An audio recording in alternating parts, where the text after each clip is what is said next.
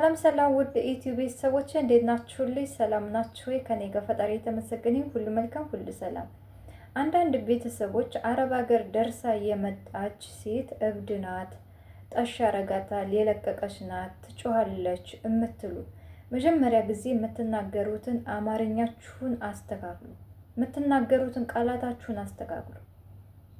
ምግብ መርጠን ነው አይደለም የምንበላው። ይሄ ይስማማኛል፣ ይሄ አይስማማኝም ብለን ነው አይደለም መርጠን ነው የምንመገበው። ልክ እንደ ምግቡ የምንናገራቸውንም ቃላቶች መምረጥ አለብን። እንደ ቀልድ ብለን የምንወረውራቸው ቃላቶች የሰውን ልብ ያደማሉ፣ ያቆስላሉ። ስለዚህ መርጣችሁ ቃላታችሁን አስተካክላችሁ ተናገሩ።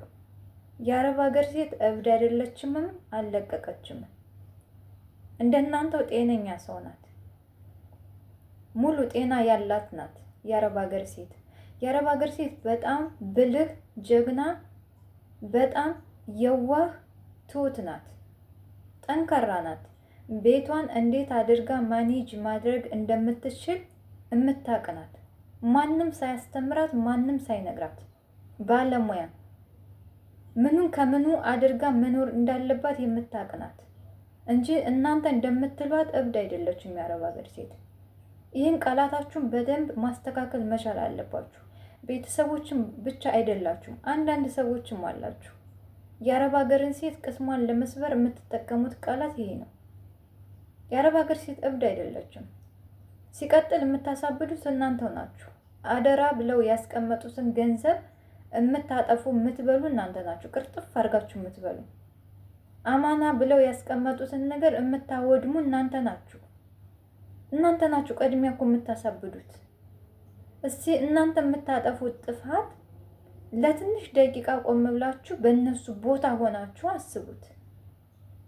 እቺ ሴት አረብ ሀገር ስትኖር እግሯ እያበጠ እየተራበች እየተመታች ነው። ወልዳ በምታደርሰው ልጅ እየተደበደበች ነው።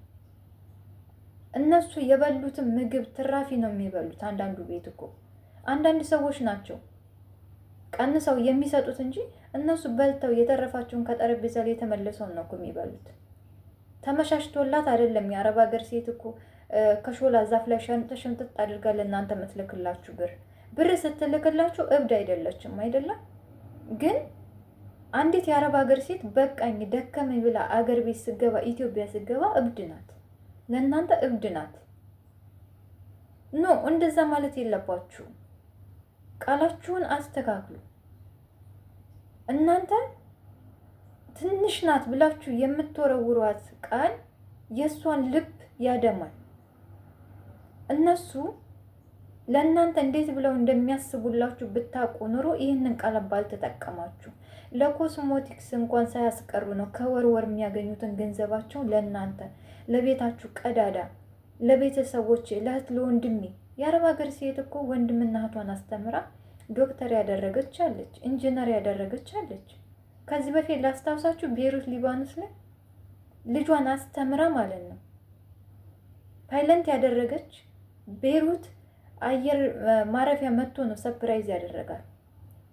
እንደውም በደንብ እንድታስታውሱ ኤቢኤስ ላይ ቀርባለች። ሰይፎ ኤቢኤስ ላይ እንደዚች አይነት ጀግና እህቶች ወንድም እህቶቻቸውን እያስተማሩ ቁም ነገር ላይ ያደረሱ አሉ።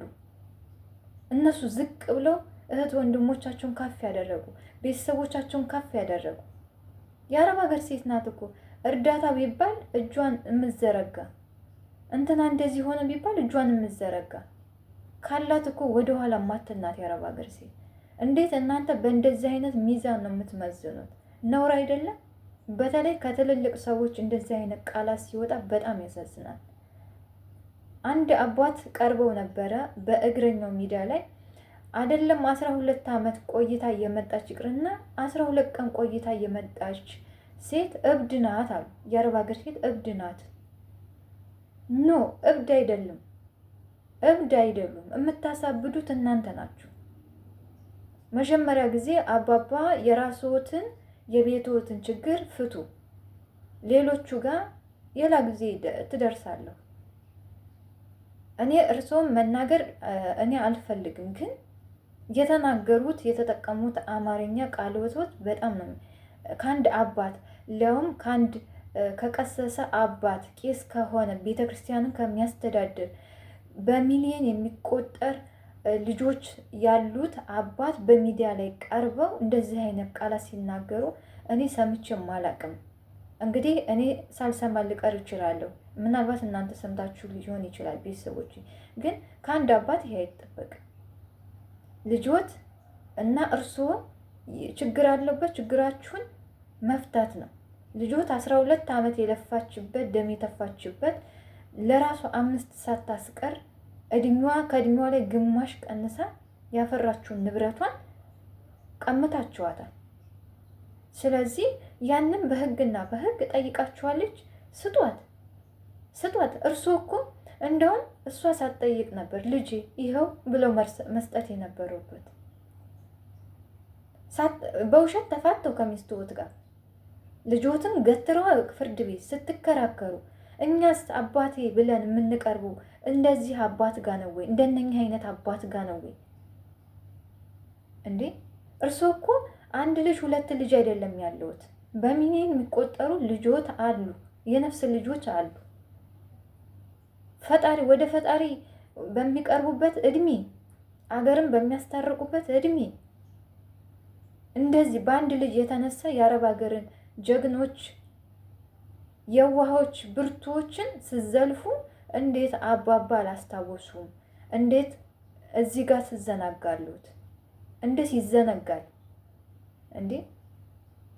እኔ ግራን የሚገባኝ እንደነኛ አይነት ሚዲያ ላይ ቀርባችሁ የምታወሩ ሰዎች ማለት ነው። በተለይ ፕሮግራሙን እስከ መጨረሻው አይቻለሁ። እህት ተብዬዋ ወተሽ እንደሷው ስትሰሪ ነው የእሷን ጉዳት የምታውቂው፣ የእሷን መሰበር፣ የእሷን ማልቀስ፣ የእሷን እንደዚህ እንደ ቁስል እንደ እሳት ግብግብ ማለቷን የምታውቂው ወተሽ ስትሰሪ እንጂ ለማውራትማ ሁሉም ማሰማምሩ ያወራዋል። ስለ አረብ ሀገር ሴት ማውራትም መናገርም የሚችለው አረብ ሀገር የኖረ ነው። እንደናንተ ቁጭ ብሎ አይደለም ሀገር ቤት። ወጣ ብለሽ ስሪና ለአባትሽ ቤት ስሪላቸው። ምን ይመስልሻል? እህትሽን ከምትዘልፊና ከምታሸማቀቂያት አንድ እዚህ ቦታ ትሄድ ነበር፣ አንድ እብድ ናት፣ አንድ እንዲህ ናት ከምትይ ወጣ ብለሽ ሰርተሽ ለእህትሽ እንደውም ደግፊያት፣ አለሁ እህቴ በያት። ህመሙ ሲገባሽ ማለት ነው። ህመሙ ሲገባሽ ደግፊያት። ለአባትሽ ደግሞ የተመኝሽላቸው ቢላም ሆነ የፈለሽውን አፓርታማም ሆነ ግዥላቸው። ምን ይመስልሻል? እንደዚህ ነው ልጅ ሚዲያ ላይ ቀርቦ ነጠላ ለብሶ ነጠላ አስሮ አይደለም። ነጠላ የለበሰ ሁሉ እውነት እንደዚህ ከሆነ እኔ በጣም እየተጠራጠርኩኝ፣ ይቅርታ አድርጉልኝና ጥሩ አይደለም። ይሄ ቤተ ክርስቲያን ሳይሆን ሚዲያ ነው። አባባም ስትመጡ እንደነኛ አይነት ሚዲያ ላይ ስትመጡ ቆቦትን አውርደው በክብር አስቀምጠው ነው እንጂ ያለበለዚያ ደግሞ አባባን መቅረብ አልፈልግም ማለት መብት አለዎት። ሚዲያ ላይ እኔ አልቀርብም ማለት መብት አለዎት። ለምን ቀረቡ? ከቀረቡስ እንደነኛ አይነት ቃላቶችን ምን አሰናዘሩት? እንደገናስ ደግሞ ልጆት አብረዋ የመጣችው ልጆት እንዴ ጋዜጠኛው ራሱ እስከሚጠይቃት እንኳን ፋታ አትሰጥም። በጣም ተቅለበለባለች። የዚህን ያክል በእህት ላይ አድማ መነሳት፣ በልጅ ላይ አድማ መነሳት ከየት ነው ያመጣችሁት? ባህላችን ነው? ካልቸራችን ነው? ለምንድን ነው የአረብ ሀገርን ጀግኖች እህቶችን የምትዘልፉት? በእውነት እግዚአብሔር ፈጣሪ ልብ ይስጣችሁ። በእውነት ልብ ይስጣችሁ። ለአረብ ሀገር እህቶቼ ደግሞ ብርታትን በእውነት እግዚአብሔር ያድላቸው። በእውነት ብዙ እህቶች አሉ በቤተሰብ የተከዱ፣ በወንድም የተከዱ። እግዚአብሔር ያልታሰበውን እንጀራ ይስጣቸው። በጠፋባቸው እግዚአብሔር ይተካላቸው እንጂ እንደናንተ እንዲህ ብዙ እህቶቻችን አሉ እኮ ህይወታቸውን ያጠፉ፣ ራሳቸውን ያጠፉ፣ የሰቀሉ አሉ እኮ። ላስታውሳችሁ ደብረ ዘይት ላይ በእናቷ እየተከዳች በወንድምና በእናቷ እንዲሁ አዲስ አበባ ውስጥ በእናቷ ተከርታ በፖሊስ ያስወጣት በገዛ ቤቷ 2 ልጆቿን አስወጥተው ከአረብ ሀገር ከመሄዷ መጀመሪያ ጊዜ መንገድ ላይ ይወጣሉባት እኮ አለች እኮ። ስንት ቁስል አለ፣ ስንት ነገር አለ። ይህም ሁሉ ችለው በተቀመጡ እናንተ ወጣችሁ ሚዲያ ላይ የአረብ ሀገር ሴት የለቀቀች ናት፣ ያበደች ናት፣ የአረብ ሀገር ሴት ብረት ናት። ልክ እንደ ወርቅ ተፈትና ተፈትና ያለፈች ጀግና ብርቱ ናት። ይህንን ማወቅ መቻል አለባችሁ። አሚሯችሁን አሳምኑት። የአረብ ሀገር ሴት እብድ አይደለችም። ጠንካራ ብልህ ጀግና ሴት ናት። እንደ አረብ ሀገር ጠንካራ የለም። ትዳር ብትይዝ ምን ብትሆን ምን በጣም ጠንካራ ስትሮንግ የሆነች ናት የአረብ ሀገር ሴት። መጀመሪያ ጊዜ እወቁ። ያላወቃችሁ ደግሞ መታችሁ ማለት ነው እንደነሱ እዩት። እኔ እዩት ነው የምላችሁ። እኔ እዩት። ያላያችሁ አረብ ሀገር ረግጣችሁ ያላያችሁት በእህቶቻችሁ ላይ የምትዘምቱ የምታስለቅሷቸው የምታሳዝኗቸው መታችሁ እዩትና ይድረስባችሁ ነው ብለው። የአረብ ሀገር ሴት እብድ አይደለችም። ጠንካራ ብልህ ናት። እኔ አሁንም ለእህቶቼ ገንዘባችሁን ያዙ። አማና ብላችሁ አትስጡ፣ አታስቀምጡ። እህቴ ጋ አስቀምጭልኝ፣ ወንድሜ ያስቀምጥልኝ፣ ቤት ግዛልኝ፣ መኪና ግዛልኝ አትበሉ፣ ቤት ስሩልኝ አትበሉ። ገንዘባችሁን ያዙ። ስትሄዱ ራሳችሁ ትገዛላችሁ፣ ትሰራላችሁ። አለቀ። ከእነሱ ጋር እንኪ ሰላምታ አያስፈልግም። በቃ እስካላከበሯችሁ ድረስ ለቤተሰቦቻችሁ አታድርጉ ማለት አይደለም፣ ግን በልኩ አድርጉ። በተለይ የምትበሉት የገጠር ልጆች ናቸው። የክፍለ ሀገር ልጆች፣ የገጠር ልጆች የዋሆች ናችሁ። በጣም ትበዘበዛላችሁ፣ ትበላላችሁ። ብልጥ ሁኑ። በጣም ብልጥ መሆን አለባችሁ። የከተማና የገጠር ማለት አይደለም፣ ግን ቢያንስ እንኳን የከተማ ልጆች አብዛኛውን ጊዜ ስደት ላይ ብዙም አይቆዩም። በቃ ይሄዳሉ አይተው ሁሉን ነገር፣ ሌላ ደግሞ ሀሳብ አንጥተው ወደ ሌላ ስራ ይገባሉ። ስለዚህ የክፍለ ሀገር ልጆች ናቸው በእንደዚህ አይነት ነገር በተደጋጋሚ ተጠቂ የምትሆኑት፣ በጣም የዋሆች ስለሆናችሁ።